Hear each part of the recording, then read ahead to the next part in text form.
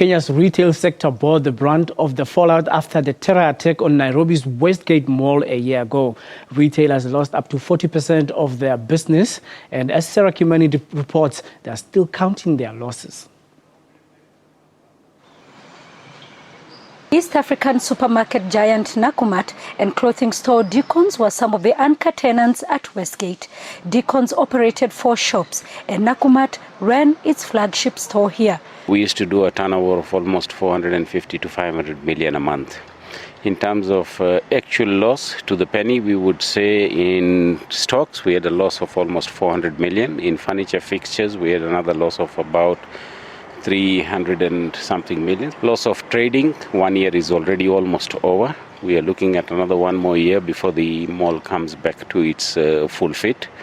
So yes, trading loss of 2 years, which I don't know what will pay us back. We lost inventory and assets to the extent of $2 million.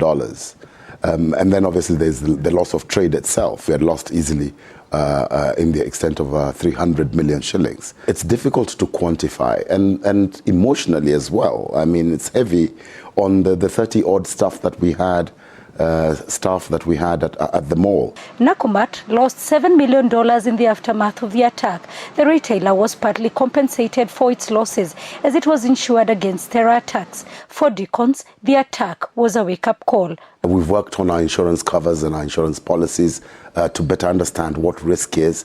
We have a much higher approach to risk and mitigation of risk strategies. You can't recover from this sort of thing. You can learn. It's been a year since the Westgate terror attack.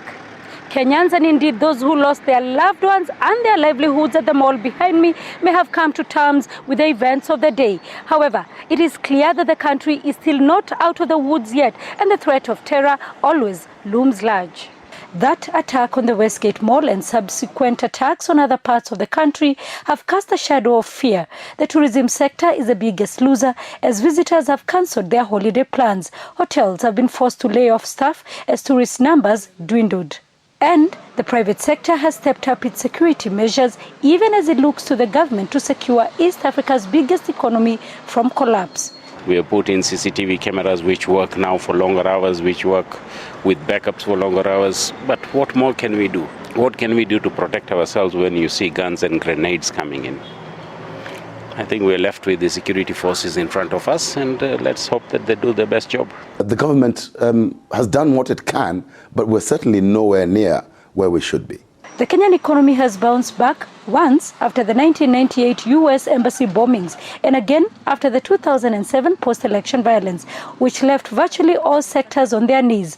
Whether or not it will this time will depend on how government handles security. Sarah Kimani, SABC News, Kenya.